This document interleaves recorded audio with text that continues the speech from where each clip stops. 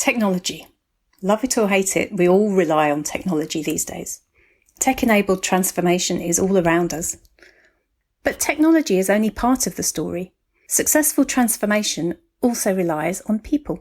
So how can we ensure that finance teams have the right skills and mindset to succeed? Welcome to the Go Beyond Disruption podcast, brought to you by the Association of International Certified Professional Accountants, the unified voice of the AICPA and CIMA. I'm Rebecca McAffry and I'm based in the AICPA and CIMA office in London. Every week we share insights from inside the accounting and finance profession that help you stay ahead of the curve, whatever business you're in. This week's episode, recorded in July 2020, is all about skills development.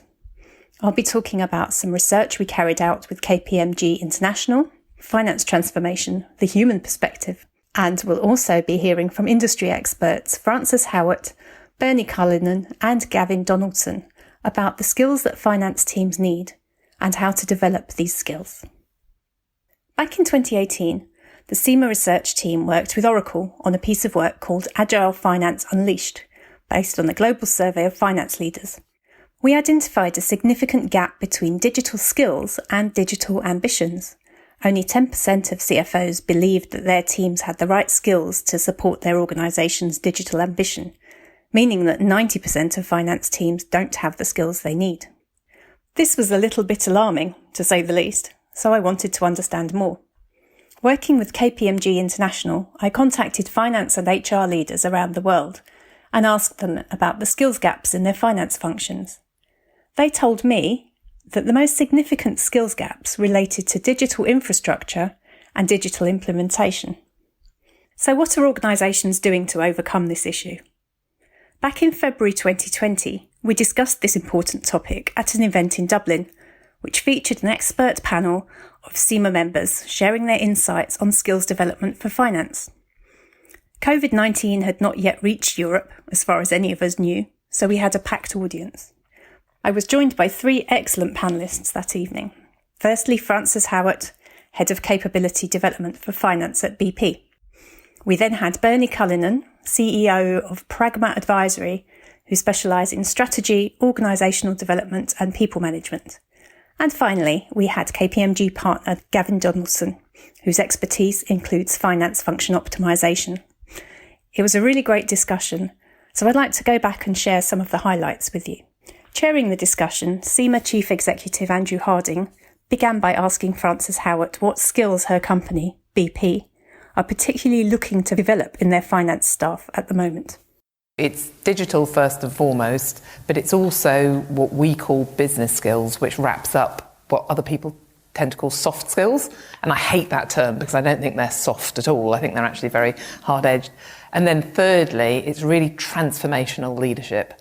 And there's a strong linkage there with digital because we feel that leaders in the future need quite different skills to succeed in a digital world compared to in an analog world. So the whole type of organisation is changing, and the next bright idea is possibly going to come from somebody who's quite junior in the organisation.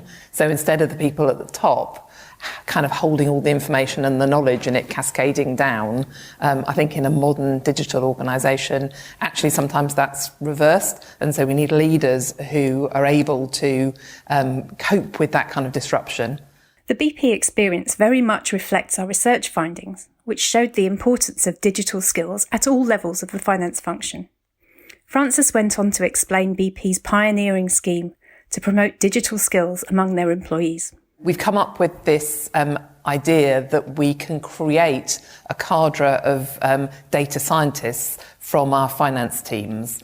And the way that we're doing that is we're actually offering the opportunity to anybody in finance who wants to take it up. It doesn't matter what level they're at, whereabouts the organisation they sit, where they are geographically. We give them some online courses to complete, to prepare them, and we then give them a really tough assessment. And apparently people who even consider themselves quite competent sometimes come a cropper in this assessment. But those who succeed get the opportunity to attend a digital boot camp. And that's a really hands-on chance to practice their programming skills. So we have an expert third-party supplier who comes in. We have about 20 people, and they spend 3 weeks working on real-life data problems, and then they go back into the business, and we give them problems to work on to hone their skills. And we're looking to upskill a really decent percentage of people at the sort of basic level, and then take about maybe 10% through to the expert level. And of course, that's, well, our staff love it because we're investing in them, but it's also a very practical thing to do because it's very hard to recruit data scientists out in the market. So one thing that has come out of this is that it's not just the youngsters who do really well at the boot camps, and that makes me really pleased because I'm reasonably mature in years. People kind of had this assumption that you've got to be fresh out of university or in your 20s or whatever to really get this stuff. We've had some folks surprise us. And the CFO said to me recently that there were a couple of people who were in their 50s, and he's been amazed at how they've done and how they've got a new lease of life. So I think that's another thing that's nice about having this open access approach, is we're not making any assumptions about who's going to do really well, because people are surprising.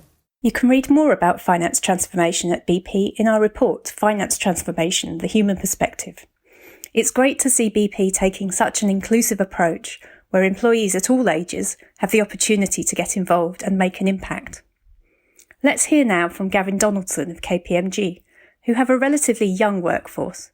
What skills are they looking for? Well, without a doubt, the sort of people skills that we talked about are probably our most important requirement. There's an expectation that you have a technical capability, but if you can't interact and you can't work internally or with our clients, that doesn't work. Unless you can actually help the business to make a decision, the business skills, as you refer to it, the whole thing becomes meaningless unless you've got the people skills and the confidence to do something with the analysis and actually be bold. Unfortunately, none of us would be really executing what we need or discharging what we need to do. So they've got to come together. But in an increasingly digital world, how can a new finance professional develop these people skills? Bernie Cullinan of Pragma Advisory highlighted the importance of knowing the business. It's critically important that everybody in the finance function who's involved in change gets the opportunity to spend time actually out in the business and understands the purpose of their function. I mean, at the end of the day, we're storytellers, and no matter what happens in terms of technology, that's the core of our role. Using the numbers to tell a story is absolutely fundamental to our role as management accountants. It really helps to engage and educate our non-finance colleagues.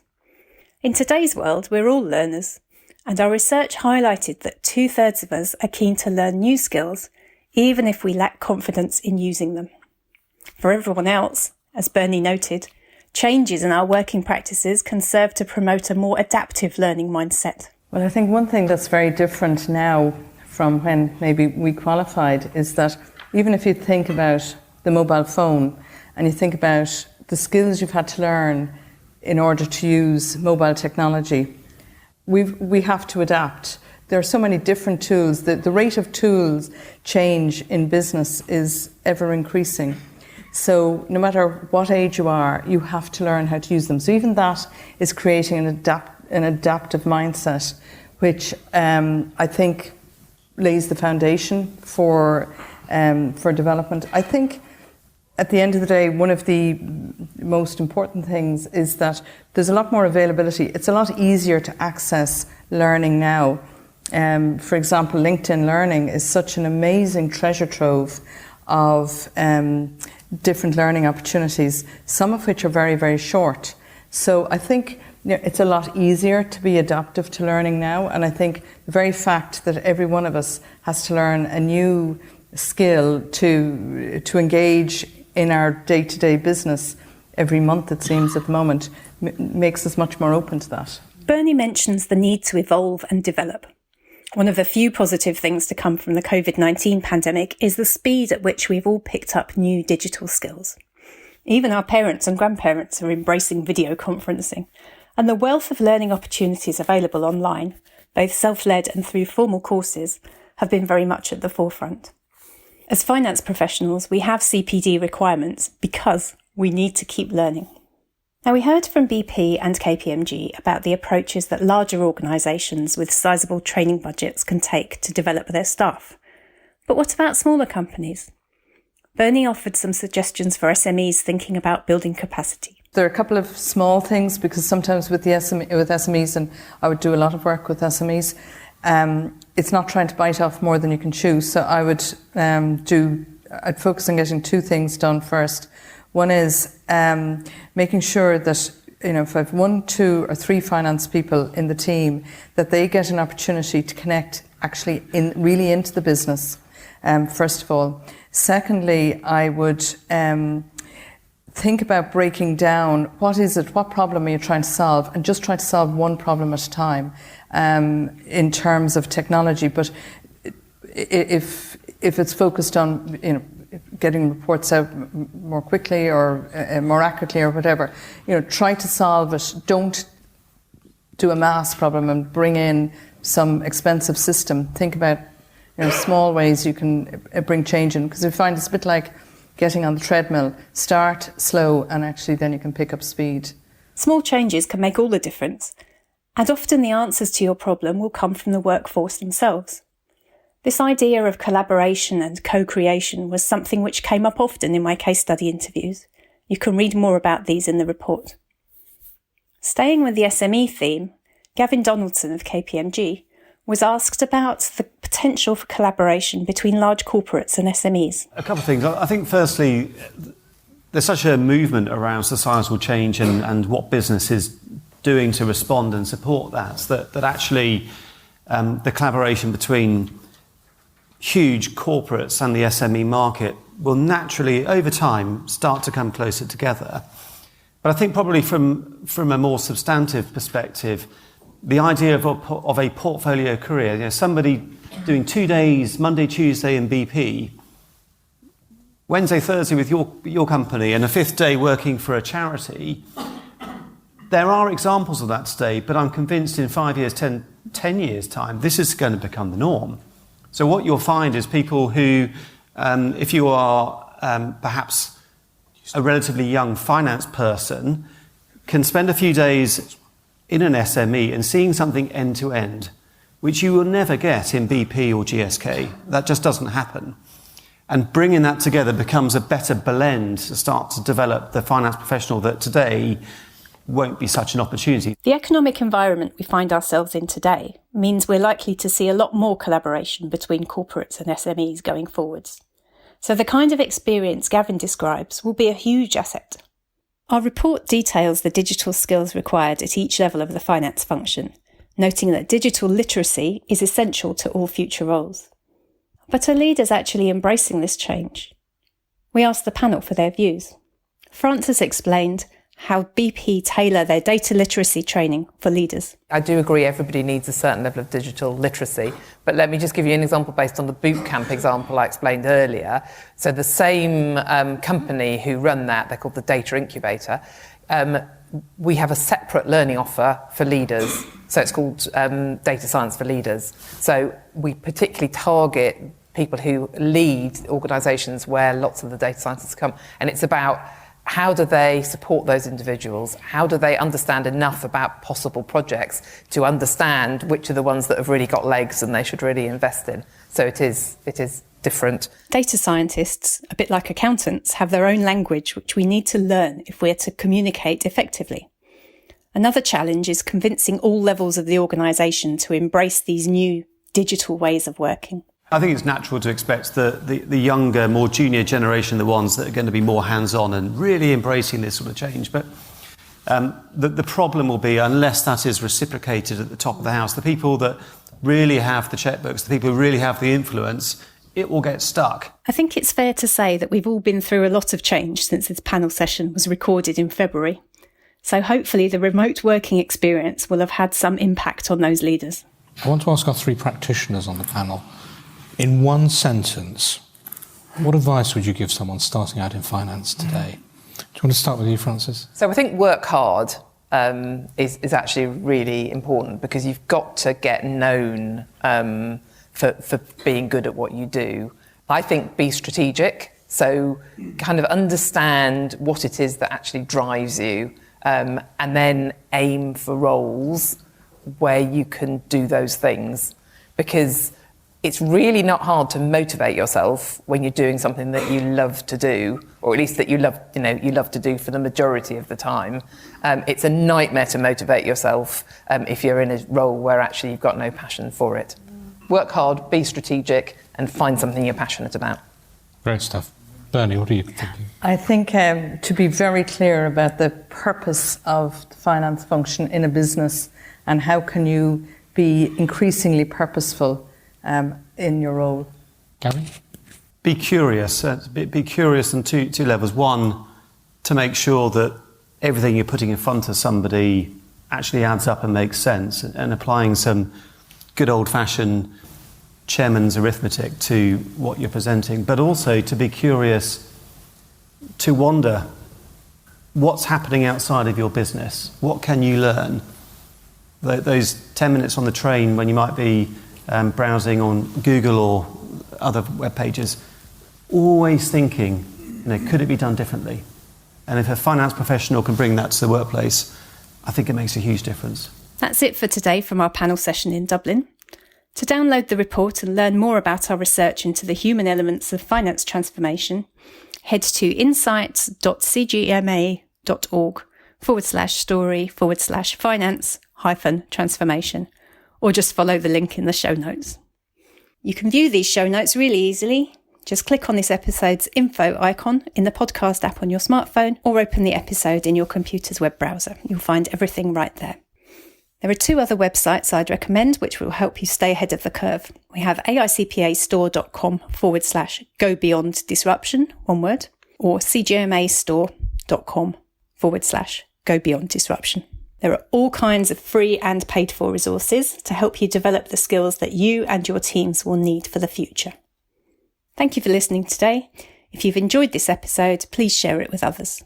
From our AICPA and CIMA office in London, I'm Rebecca McAffry.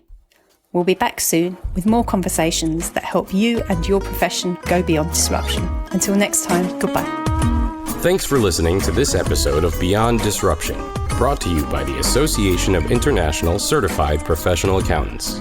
Learn more about today's topic at aicpa-cima.com/disruption. This podcast is designed to provide illustrative information with respect to the subject matter covered and does not represent an official opinion or position of the Association of International Certified Professional Accountants or any of its subsidiaries or affiliates. It is provided with the understanding that the association, its affiliates, and subsidiaries are not engaged in rendering legal, accounting, or other professional services.